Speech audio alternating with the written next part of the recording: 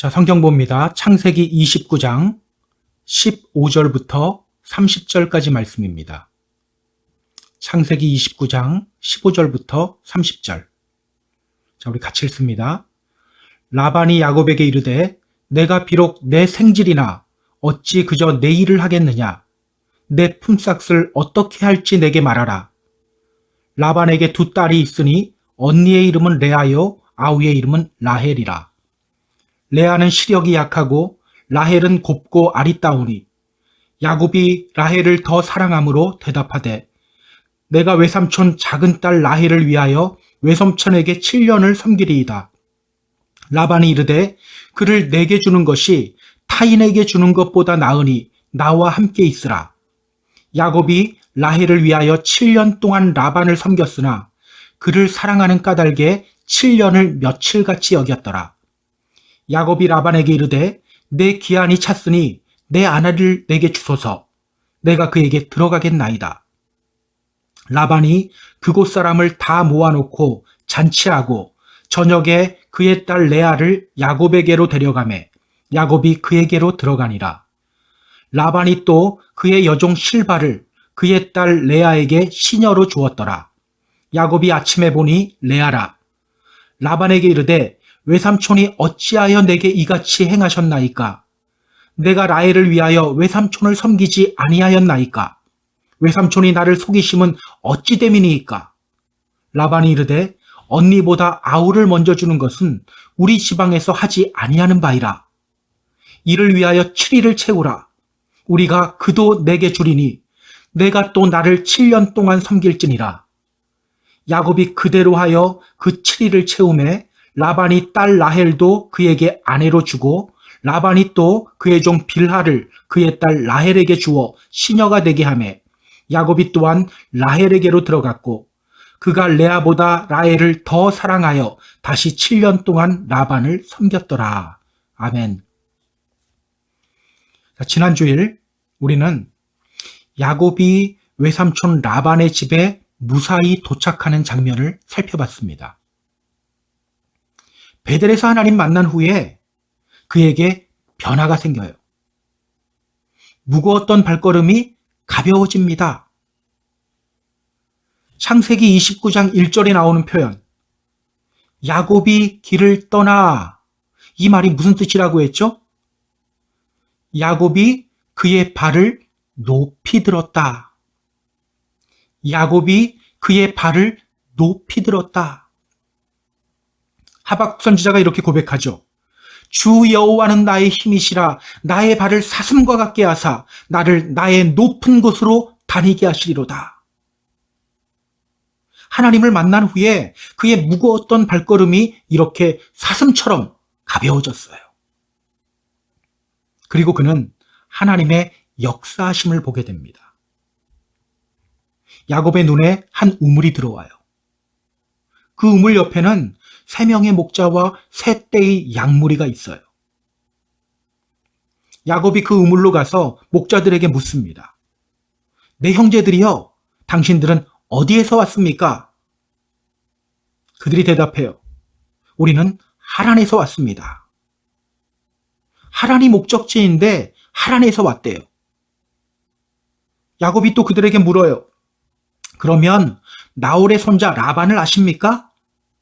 그들이 대답합니다. 예, 알고 있습니다. 하란은요, 매우 큰 도시예요. 그런데 그 목자들이 자기 외삼촌 라반을 잘 알고 있대요. 매우 놀라운 상황이에요. 그런데 더 놀라운 것이 있었죠? 야곱이 그들에게 물어요. 그가 평안합니까? 그들이 대답합니다. 예, 평안합니다. 그리고 이어서 이렇게 말해요. 그의 딸 라헬이 지금 양을 몰고 오고 있습니다. 그의 딸 라헬이 지금 양을 몰고 이리로 오고 있습니다. 정말 놀라운 상황이에요. 우연이 아니에요. 기적이에요. 이때 야곱은 깨닫게 돼요. 아, 이건 우연이 아니구나. 하나님이 약속하셨지? 나와 함께 하신다고? 그 약속대로 하나님이 나와 함께 계시는구나. 하나님이 일하셨구나. 그렇게 하나님의 역사하심을 보게 되자 또 그에게 어떤 변화가 찾아오죠. 어떤 변화입니까? 주 여호와는 나의 힘이시라. 힘이 생겨요. 3명의 목자들이 힘을 합쳐도 옮기지 못하는 돌, 우물을 막은 그 돌을 혼자서 옮겨버려요. 하나님을 만나고 나니 그의 발걸음이 가벼워졌고 또 하나님의 역사하심을 보고 나니까 힘이 생긴 거예요. 다시 한번 말씀드립니다. 이 믿음의 길은요, 억지로 참으며 무거운 발걸음 옮기는 길이 아니에요. 어깨 축 늘어뜨리고 힘없이 걷는 길도 아니에요. 가벼운 걸음으로 또 주님 주신 힘으로 힘있게 걸어가는 길입니다. 자, 이제 야곱은요, 무사히 외삼촌 라반의 집에 도착합니다. 그리고 오늘 본문은요, 야곱이 결혼을 하는 장면이에요. 자, 이 장면을 통해서 성경이 우리에게 전하는 메시지가 뭘까? 우리 함께 확인해 보겠습니다. 자, 그럼 본문으로 들어갑니다. 15절이에요. 15절. 라반이 야곱에게 이르되 내가 비록 내 생질이나 어찌 그저 내 일을 하겠느냐? 내 품삯을 어떻게 할지 내게 말하라. 야곱이 외삼촌 라반의 집에 도착한 지 한 달이 되었을 때 외삼촌 라반이 그에게 말합니다. 너가 비록 내 조카지만 어떻게 공짜로 내 일을 하겠느냐? 내가 어떻게 품삯을 쳐줘야 할지 나에게 말해라. 여러분, 지금 야곱에게는요, 어떤 고민이 있어요. 그 고민이 뭘까요? 창세기 28장 1절, 2절 한번 보세요. 아버지 이삭이 야곱을 보내며 이렇게 명령했어요. 너는 가나안 사람의 딸들 중에서 아내를 맞이하지 말고 일어나 밧단 아람으로 가서 내 외조부 부두엘의 집에 이르러 거기서 내 외삼촌 라반의 딸 중에서 아내를 맞이하라. 야곱이 여기 온 이유가 뭡니까? 결혼하기 위해서, 외삼촌 라반의 딸 중에서 아내를 맞이하기 위해서입니다. 자, 결혼하려면 뭐가 필요하죠? 결혼 지참금이 필요해요. 고대 근동 지방에서는요, 남자가 신부 아버지에게 반드시 결혼 지참금을 지불해야 했습니다. 예전에 아버지 이삭이 엄마 리브가와 결혼할 때 그때 결혼 지참금이 뭐였죠? 낙타 10필과 각종 보석과 액세서리였어요. 나중에 확인하실 분들은 창세기 24장 10절과 창세기 24장 22절을 확인해 보면 됩니다. 어쨌든 아버지 이삭이 결혼할 때에는 엄청난 양의 결혼 지참금을 지불했었어요. 그런데 지금 야곱은 어떤 상태입니까? 그럴 만한 돈이 없어요. 야곱으로서는 고민이 될 수밖에 없는 상황이에요. 특히 외삼촌 라반은 자기 여동생 리브가가 결혼할 때 결혼 지참금의 규모가 어느 정도였는지를 잘 알고 있는 사람이에요. 그렇게 고민하던 중 외삼촌 라반이 그에게 말한 겁니다. 너가 비록 내 조카지만 어떻게 공짜로 내 일을 하겠느냐? 내가 어떻게 품삯을 쳐줘야 할지 나에게 말해라. 자, 그럼 성경을 계속 볼까요? 16절, 17절, 18절입니다. 라반에게 두 딸이 있으니 언니의 이름은 레아요, 아우의 이름은 라헬이라. 레아는 시력이 약하고 라헬은 곱고 아리따우니 야곱이 라헬을 더 사랑함으로 대답하되 내가 외삼촌의 작은 딸 라헬을 위하여 외삼촌에게 7년을 섬기리이다. 라반에게는 몇 명의 딸이 있죠? 2명. 언니의 이름은 레아, 그리고 동생의 이름은 라헬입니다. 성경은 레아와 라헬에 대해서 이렇게 말해요. 레아는 시력이 약하고 라헬은 곱고 아리따우니. 레아는 시력이 약하고 라헬은 곱고 아리따웠다. 자, 여기서 잠깐. 레아는 시력이 약했다. 이 말이 무슨 뜻일까요? 레아는 시력이 약했다. 자, 이 부분을 짚고 넘어가야 하는 이유가 있어요. 성경마다 이 부분을 다르게 번역하고 있어요. NIV 성경은요, 이 부분을 이렇게 번역하고 있죠. Leah had weak eyes. 약한 눈을 가지고 있었다고 말해요. 자, 그런데 킹 제임스 버전 성경은요, 이 부분을 이렇게 번역하고 있어요. Leah was tender-eyed. 레아는 눈매가 부드러웠다. 여러분, 둘 중에 뭐가 맞는 것 같습니까? 궁금하죠? 레아의 시력이 좋지 않았다는 뜻일까요? 아니면 레아의 눈매가 부드러웠다는 뜻일까요? 히브리어 성경을 보니까요, 라흐라는 단어를 사용해요. 라흐, 이 말은요, tender, 부드럽다라는 뜻도 있고요, weak, 연약하다라는 뜻도 있어요. 그래서 저도 이 문장을 어떻게 해석해야 될지 잘 몰랐어요. 그런데 사전을 찾다 보니까요, 이 단어가 마음과 연결되면 이런 뜻이 됩니다. faint-hearted, 소심하고 겁이 많은, 내성적인. 성경을 보면 눈은 마음의 창이죠. 그렇다면 여러분, 레아는 시력이 약했다. 이 말이 무슨 뜻입니까? 레아는 소심하고 겁이 많고 내성적인 사람이었다는 뜻이에요. 레아는 소심하고 겁이 많고 내성적인 사람이었다. 누구와 비슷합니까? 원래 야곱의 모습과 비슷해요. 우리는요, 레아를 못생긴 여자로 취급하는 경향이 있어요. 근데 그렇지 않아요. 레아는 단지 소심하고 내성적인 사람이었을 뿐이에요. 같은 유전자인데 자매끼리 달라봤자 얼마나 많이 다를까요? 레아는요, 그냥 단지 소심하고 내성적인 사람이에요. 그래서 아버지가 이 뒷부분 보면 야곱에게로 들어가라라고 할 때 그냥 들어가는 거예요. 반면 라헬은 어떤 사람입니까? 라헬은 곱고 아리따우니. 라헬은 얼굴이 예쁘고 몸매가 좋은 여자였어요.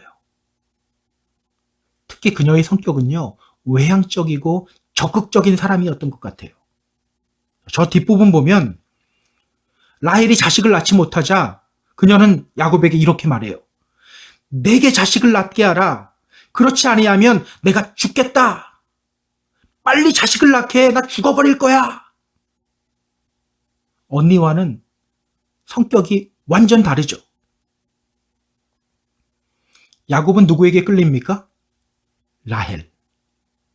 성경은 이렇게 말해요. 야곱이 라헬을 더 사랑함으로. 야곱이 라헬을 더 사랑함으로. 내가 부족한 것을 상대방이 가지고 있으면 이상하게 끌리게 되죠. 거기다 라헬은요, 얼굴도 예쁘고 몸매도 좋아요.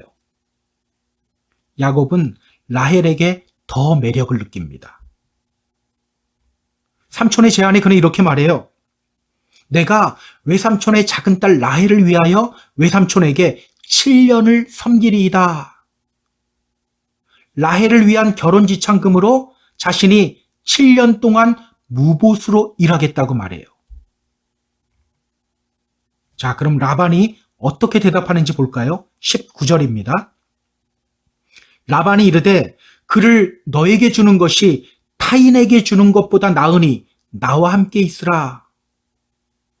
라반이 이르되 그를 너에게 주는 것이 타인에게 주는 것보다 나으니 나와 함께 있으라.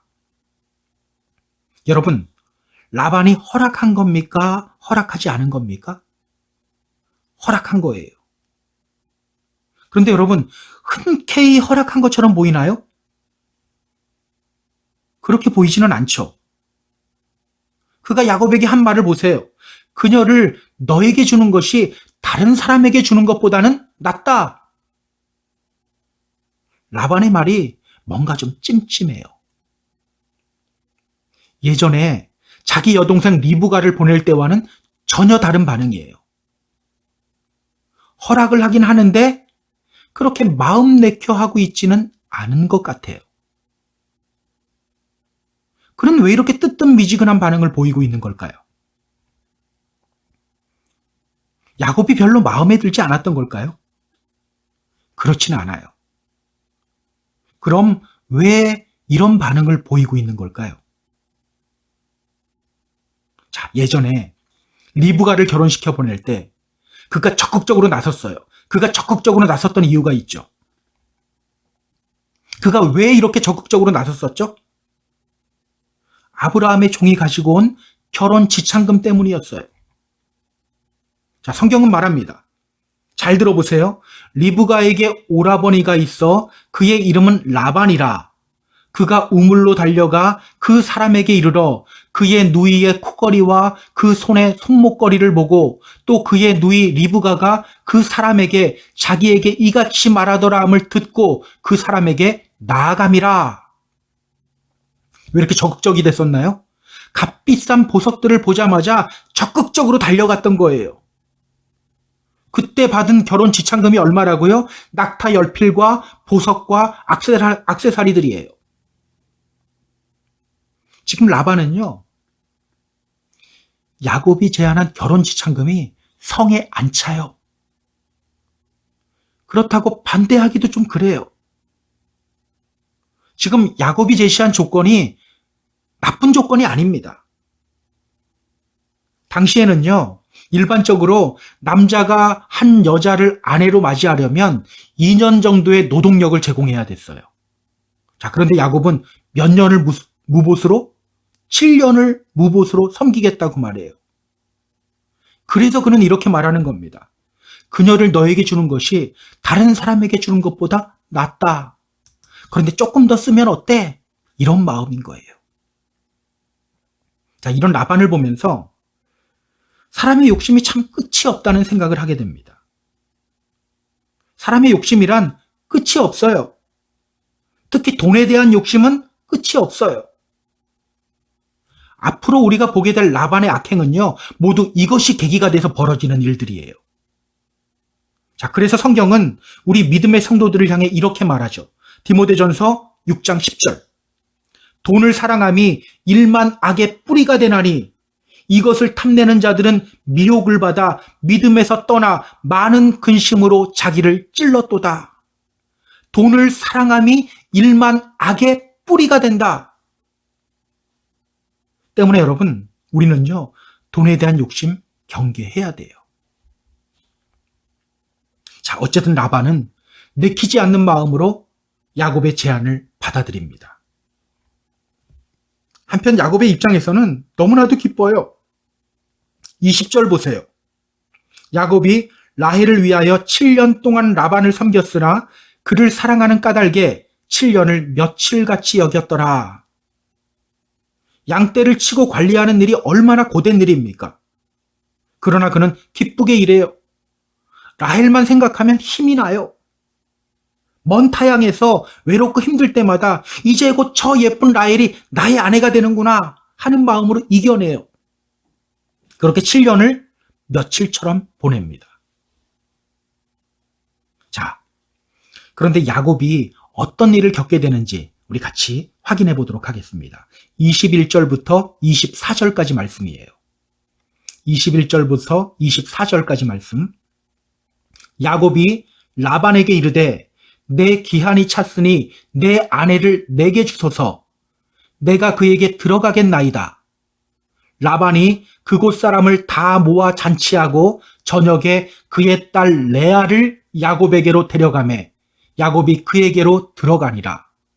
라반이 또 그의 여종 실바를 그의 딸 레아에게 시녀로 주었더라. 자, 드디어 7년이 지났어요.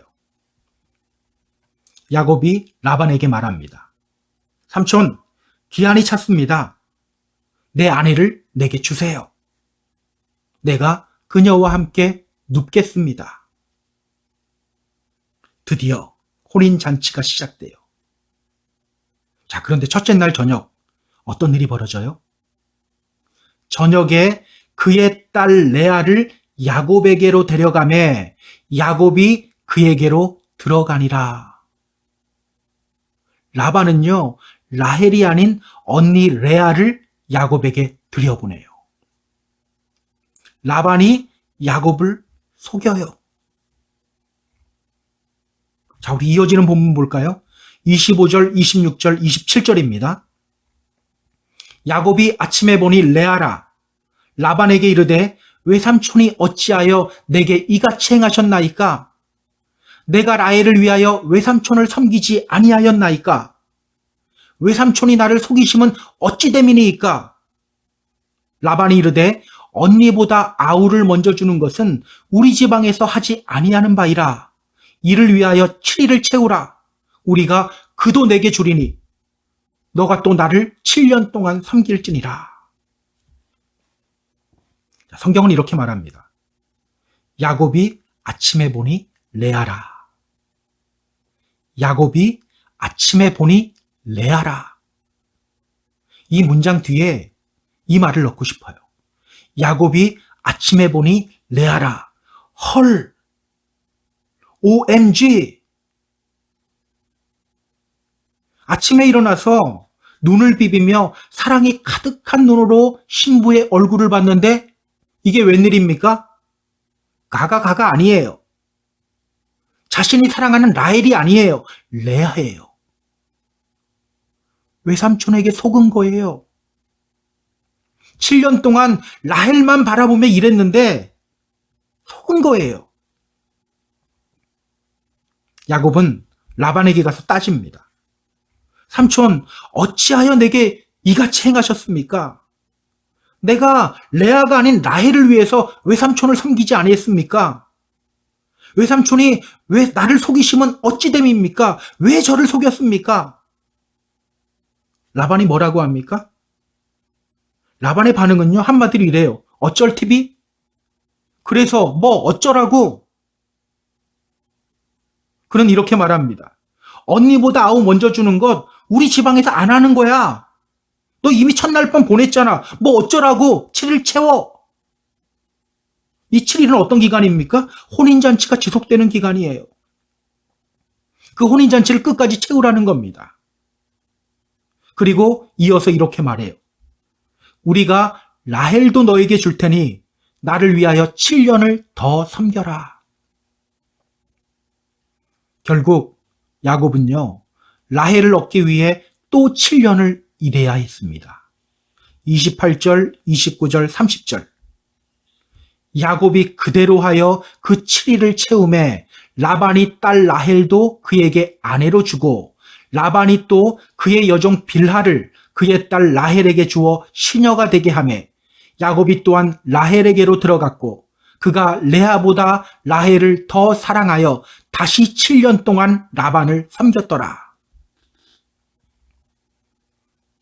여러분, 이 장면을 보면서 어떤 생각이 듭니까? 저 못된 라반. 불쌍한 야곱. 이런 생각이 드나요? 여기서 우리가 생각해 봐야 할 것이 있어요. 왜 성경은 야곱이 이렇게 속임당하는 장면을 우리에게 소개하는 걸까? 이 장면을 통해서 성경이 우리에게 전하려고 하는 메시지가 뭘까? 여러분, 이렇게 라반이 야곱을 속이는 장면을 통해 성경이 우리에게 전하는 메시지가 뭘까요?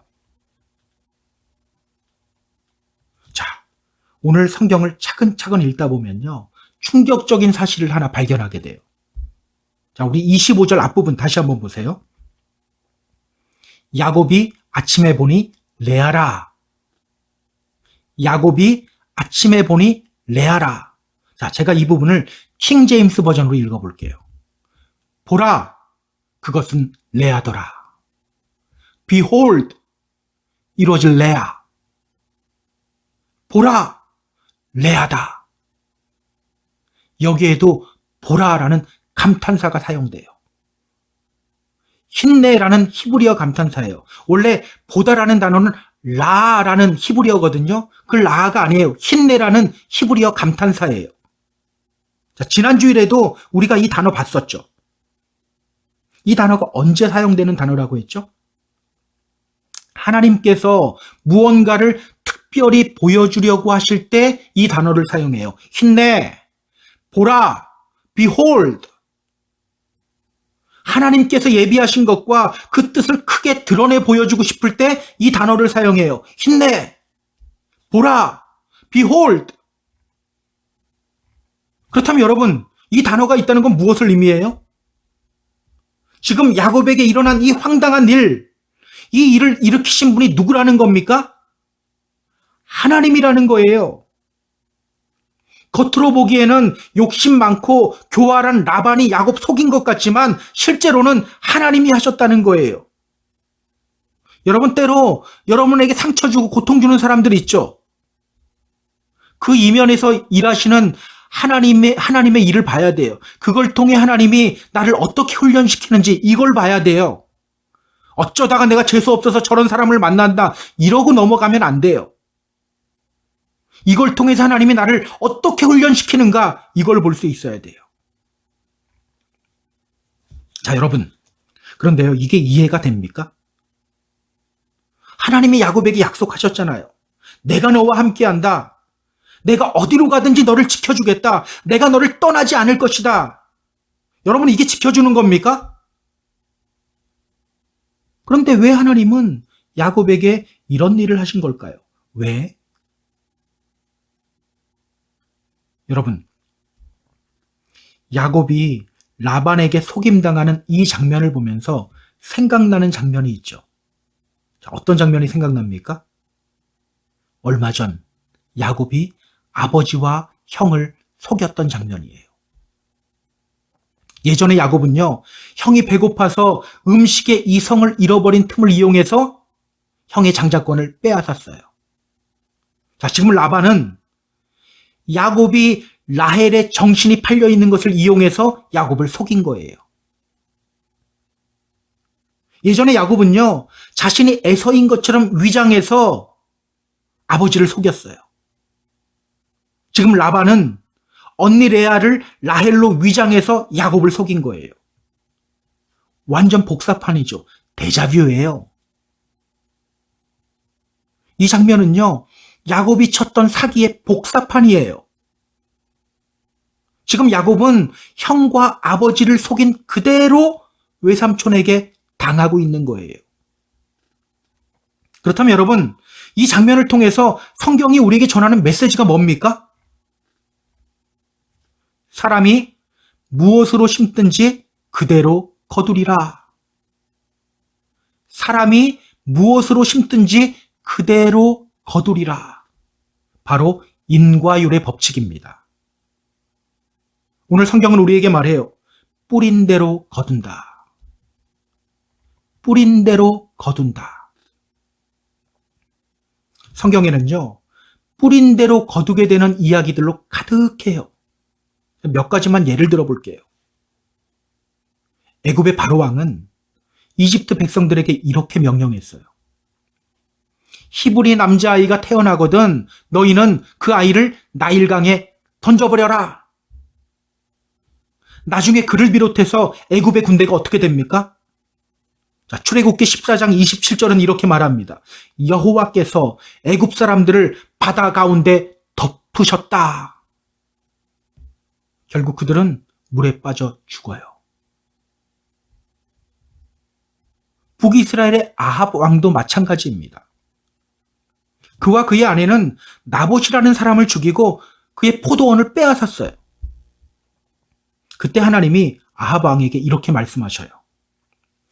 개들이 나봇의 피를 핥은 곳에서 개들이 너의 피, 곧 너의 몸의 피도 핥으리라. 그리고 성경은요, 그가 죽었을 때의 장면을 이렇게 기록합니다. 열왕기상 22장 38절에 나와요. 개들이 그의 피를 핥았으니 여호와께서 하신 말씀과 같이 되었더라. 다 뿌린 대로 거두죠. 또 요한계시록 20장 12절을 보면요, 마지막 날 하나님 보좌 앞에서 어떤 일들이 일어나는지를 우리에게 말해요. 죽은 자들이 자기 행위를 따라 책들에 기록된 대로 심판을 받으니, 자, 우리는 이렇게 말하거든요. 종말, 내 시대가 아니라 내 시대가 종말이 오더라 좀 지나고 왔으면 좋겠다. 종말이 오기 전에 죽으면 다행이다. 하지만 성경은요, 죽는다고 끝이 아니라고 말해요. 무덤에서 잠자던 자들도 일어나서 하나님 보좌 앞에서 자기 행위를 따라 심판을 받게 된다고 분명히 말해요. 자, 이렇게 성경은요, 심은 대로 거두게 됨을 계속해서 강조합니다. 기억하세요. 뿌린 대로 거두게 됩니다. 뿌린 대로 거둔다. 뿌린 대로 거둔다. 자, 그렇다면 여러분, 오늘 본문을 보면서 우리가 던져야 될 질문이 있어요. 오늘 나는 무엇을 심고 있는가?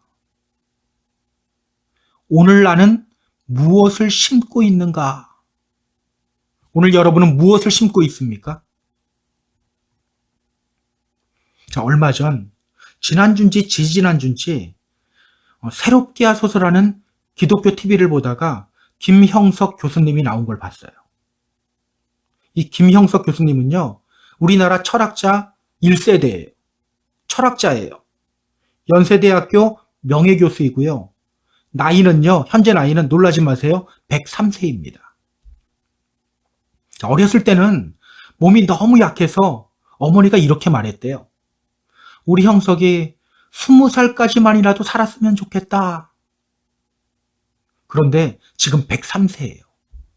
아직도 정정하셔요.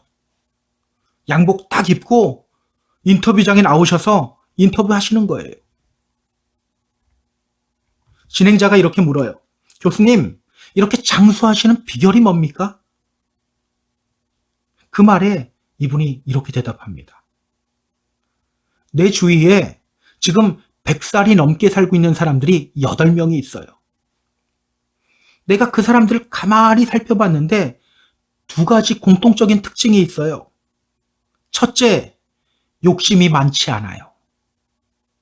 둘째, 다른 사람 험담을 안 해요. 저는요, 뭔가 거창한 대답이 나올 줄 알았어요. 뭔가 철학적인 대답이 나올 거라고 생각했어요. 그런데 이렇게 말해요. 첫째, 욕심이 많지 않아요. 둘째, 다른 사람 험담을 안 해요. 여러분, 건강하게 오래오래 살고 싶습니까? 자꾸 너무 욕심 부리지 마세요. 다른 사람 험담하지 마세요. 사실 우리는요, 잘못된 것들을 심으면서도 대수롭지 않게 생각해요. 말씀보다는 세상 지혜를 심고 내 경험을 심고 세상 지식을 심으면서도 대수롭지 않게 생각해요. 사랑 대신 미움을 심으면서도 별거 아니라고 생각해요. 사랑의 말보다는 악담이나 험담을 심으면서도 이 별거 아닌 것 같고 왜 자꾸 뭐라 그래? 이렇게 반응해요. 오늘 여러분은 무엇을 심고 있습니까? 한번 돌아보세요. 오늘 여러분 무엇을 심고 있습니까? 오늘 우리가 심어야 할 것이 뭘까요? 오늘 우리가 심어야 할 것. 갈라디아서 6장을 보면요. 사람이 무엇으로 심든지 그대로 거두리라. 이 말씀을 하신 후에 이어서 이렇게 말합니다. 잘 들어보세요. 자기의 육체를 위하여 심는 자는 육체로부터 썩어질 것을 거두고 성령을 위하여 심는 자는 성령으로부터 영생을 거두리라. 우리가 선을 행하되 낙심하지 말지니 포기하지 아니하면 때가 이름에 거두리라. 오늘 우리가 심어야 할 것이 뭡니까? 육체를 기쁘게 하는 일을 심는 것이 아니라 성령님을 기쁘시게 하는 일을 심어야 돼요. 선을 심어야 합니다. 선이 뭡니까? 착한 일이 선이에요? 아니죠. 하나님이 선이에요. 따라서 오늘 우리가 심어야 할 것은요, 하나님의 말씀이에요. 또 하나님의 생각이에요. 하나님의 말씀을 늘 우리 가슴에 심어야 됩니다. 그 말씀을 통해 하나님의 생각을 우리 마음속에 계속해서 심어야 돼요. 그래서 여러분, 이 믿음의 길은 끊임없이 말씀 속으로 들어가는 싸움을 싸우는 길인 거예요. 제가 여러분들에게 말씀을 전할 때도 가능한 한 말씀 위주로 전하려고 노력하는 거예요. 저는 오늘 우리가 성령님을 기쁘시게 하는 일을 심었으면 좋겠어요. 하나님 말씀 속으로 들어가며 하나님의 말씀을 마음속에 심는 저와 여러분이 되었으면 좋겠어요. 혹시 오늘 선을 행하다가 낙심하고 있는 분 있나요? 뿌린 대로 거둔다는 하나님의 원칙을 기억하며 낙심하지 말고 포기하지 말고 계속해서 선을 심으며 나아가는 저와 여러분이 되었으면 좋겠습니다. 자, 그런데 여러분, 이런 의문이 들지는 않나요? 성경이 말하는 인과율의 법칙과 세상이 말하는 인과율의 법칙의 차이가 뭘까? 여러분, 다른 종교나 이 세상도 인과율의 법칙에 대해서 말하잖아요. 인과응보, 사필귀정 다 인과율의 법칙에 대한 말이에요. 우리나라 속담에도 이런 말이 있죠. 콩 심은 데 콩 나고 팥 심은 데 팥 난다. 세상도 인과율의 법칙을 이야기해요. 자, 그렇다면 여러분, 성경이 말하는 인과율의 법칙과 세상이 말하는 인과율의 법칙, 이 두 사이에는 어떤 차이가 있을까요? 어떤 차이가 있을까? 자, 저를 따라해 보세요. 하나님의 자녀에게는 인과율의 법칙을 뛰어넘는 하나님의 은혜가 부어진다. 다시 한번 따라하세요. 하나님의 자녀에게는 인과율의 법칙을 뛰어넘는 하나님의 은혜가 부어진다. 오늘 설교 들으면서 혹시 이런 걱정하신 분 있으세요? 아, 나 예전에 이미 잘못 심었던 것들이 있는데 이건 어떡하지? 그러나 여러분, 우리에게는 무엇이 부어집니까? 인과율의 법칙을 뛰어넘는 하나님의 은혜가 부어져요. 용서의 은혜가 부어지고 구원의 은혜가 부어집니다. 우리 하나님은 어떤 분이에요?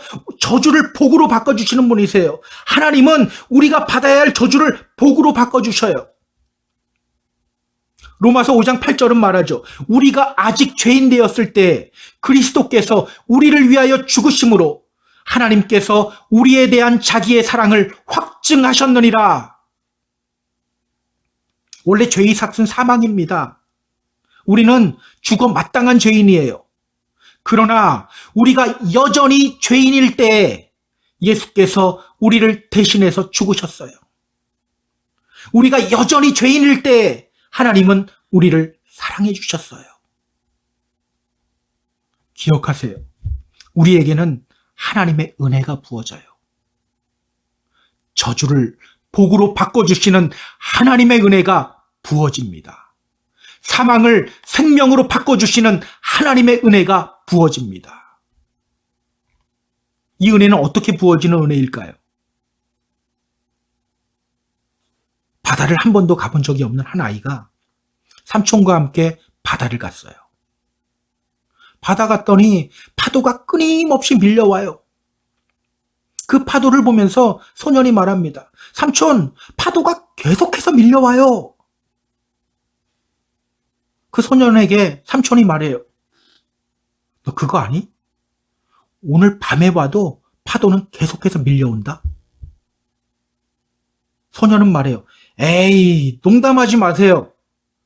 어떻게 그렇게 많은 물이 있을 수 있어요? 삼촌이 계속해서 말해요. 그런데 이 파도는 1000년 전에도 똑같이 밀려왔어. 이 소년은 눈이 휘둥그레져서 입을 다물지 못해요. 이 소년에게 삼촌이 또 말해요. 그런데 이 파도는 우리가 다 죽고 난 1000년 후에도 계속해서 밀려올 거야.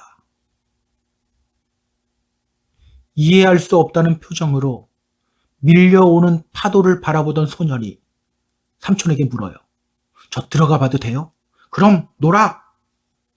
신이 난 소년이 온몸에 모래를 묻히고는 파도로 뛰어들어요.